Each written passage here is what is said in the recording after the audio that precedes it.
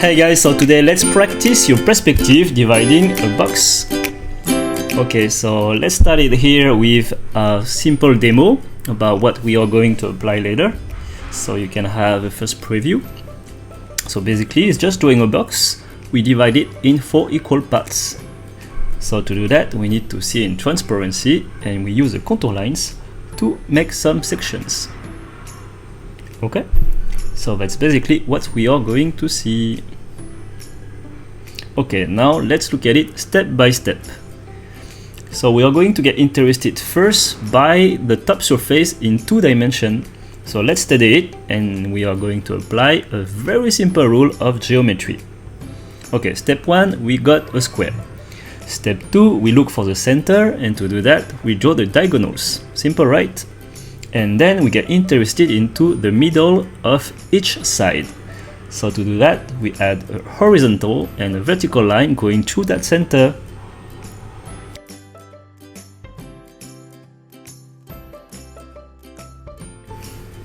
So we got our 4 equal parts, 1, 2, 3, 4. So top surface, diagonals to find the center, then the horizontal and vertical lines to get the middle of each side. So basically what we have done here is a 2-dimension geometry. And what is cool with geometry is that we can apply the same thing in 3 dimensions, in 3D. So we draw that surface in perspective, and basically this is a 2-point perspective as what you can see on the right. And if you want to get more details about perspective, you can just download the designer starter kit. Everything is explained step by step. Okay, so we have our top surface here. We draw the diagonal to find the center, as well as what we have done in 2D. And now the question is about the horizontal and vertical lines. How to know the angle of them? So we go back to the fundamentals of perspective here, and we know that, okay, let's draw the center here, and we draw a line going through the vanishing point behind. So once again, go through the designer starter kit to get all the details. But basically all the lines are diverging outside, because we are all coming from the same points. Okay, so we are doing this for each vanishing point. And remember, of this is a foreshortening.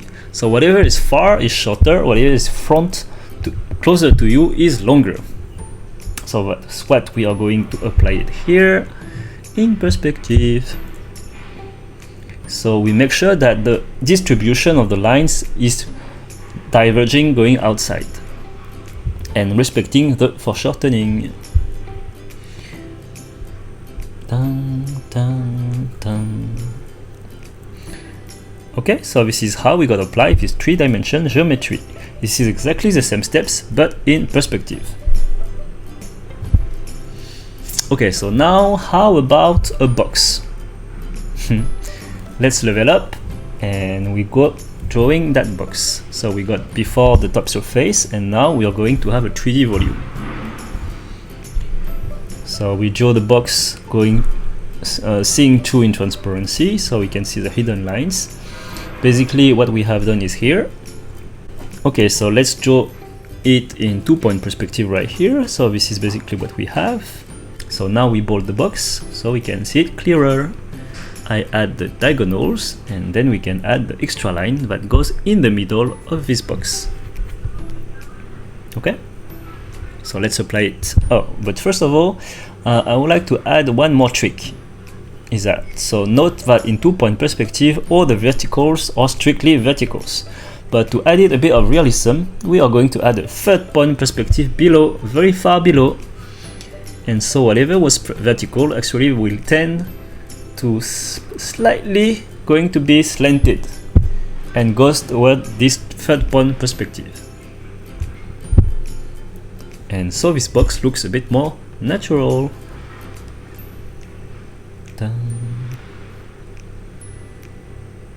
Okay, so let's pull it a bit more so it's more obvious. So really some tiny details can really make a lot of difference.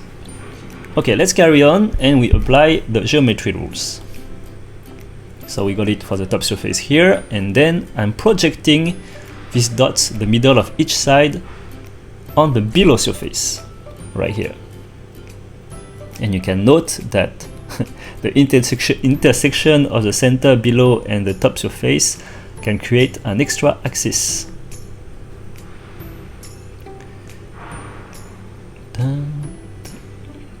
So I go down, up, that's it. I link, and basically I got divided this box in 4 equal parts in perspective.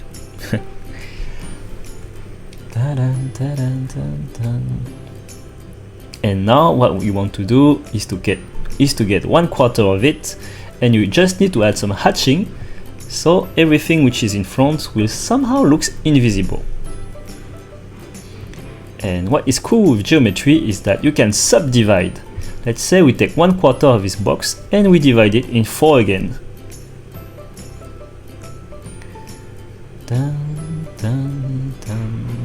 Do you see the logic?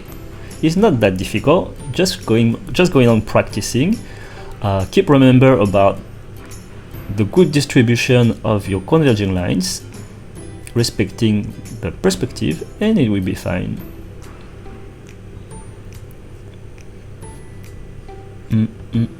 So you can do it in every corner of this box. So we need a bit of practice at start, but it's not that difficult.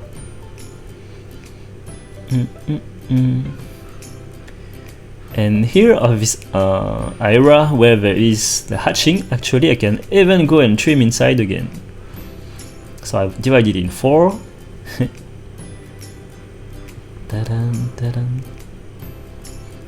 Up, I carry on, and I just need to bold even more to make it more obvious.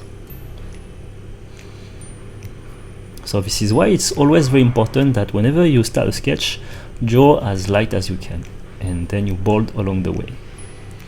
So here we add an extra corner, but instead, how about we draw a hole inside? Up. Here we go, you got a hole now. So it's a very big free play. You got the structures and you just need to use the division through the diagonals using the perspective, and then you can really trim your cubes in as you wish. So now how about we draw a slanted cube, slanted box. All we do here is actually by freehand, and when you do it, when you slant it, you slant your horizon line. That's the trick. So slanted horizon line give you a slanted box as well. It's like when you know your fundamentals and you have a good experience with them, everything looks more logic and more intuitive.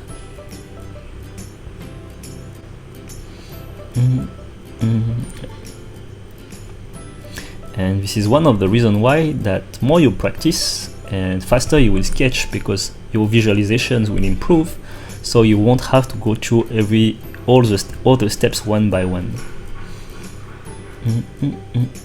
Like your brain will be already able to visualize them.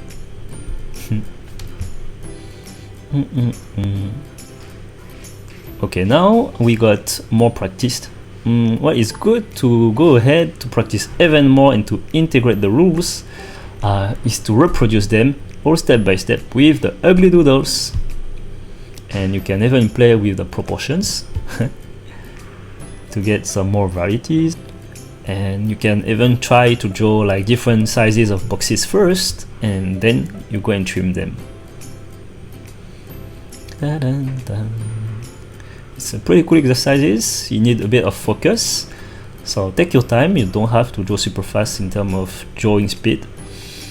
And here we go. Do it with good focus and it will be fine. So start with technical, explore freehand, and if you have any doubt, go back to the technicals to find your answers. Go back to the fundamentals, to the rules, and yep, and so this is how you won't have to guess anymore. Alright, see you for the next video. All about how to draw ellipses in perspective. Alright, so get ready for the step 1. So draw a box with 2-point perspective, which the front face is a square. So if you want to know more